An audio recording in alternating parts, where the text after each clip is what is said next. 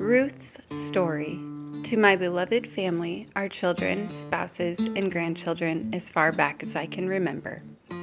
This book is written from memories of Ruth Warren Volker, telling of the dust storms, drought, and growing up during the Depression in Nora and Ruskin, Nebraska.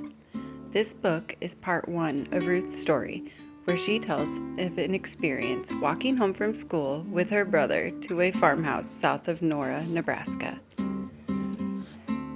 1935, the year my brother Dwayne was born, was a very bad year in many ways. The drought was at its height, and the lack of rain caused huge clouds of dust to blow over the flat prairie.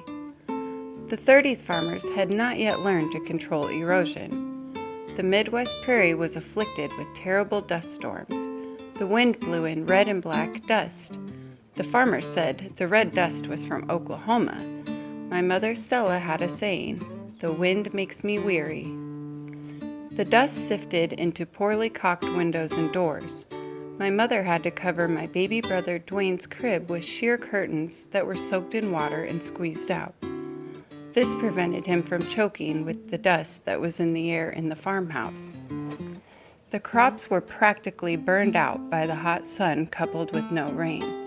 I still get a thrill out of a thunderstorm and lightning because I remember how little rain was at the time. My father Cyrus picked up outside work whenever he could. Lack of food and water made it difficult to feed the cows and horses. My father never had a tractor, so the farming was done with work horses by the names of Dick and Rowdy. There were 2 other horses named Goldie and Fanny. Goldie was totally blind, and Fanny was half blind. They were no good for work horses. My mother had a big vegetable garden. We ate a lot of produce from the garden, and my mom canned what we did not eat in a big boiler with racks that she heated on the wood cook stove. The canned jars were stored in the dirt cellar that was dug in the ground under the south side of the farmhouse. The potatoes and onions that came from the garden were stored there also. That is where everyone went if a tornado threatened, but it was not a pleasant place because it was dark, musty, and damp. I remember one very scary experience that my brother Vern and I had during a very bad dust storm in 1936. It was at midday, and we were at school.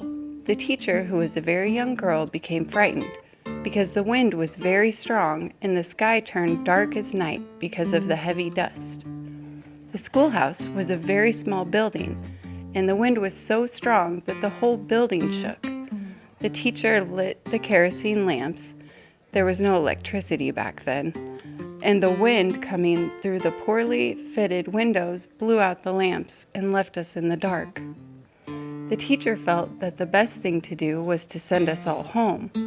Some of the parents had already taken their children home, but my father was in Nelson with the old car and was having troubles of his own trying to get home through the storm, and he could not come to get us. I was about 6 or 7 years old, and my brother Vern was about 8.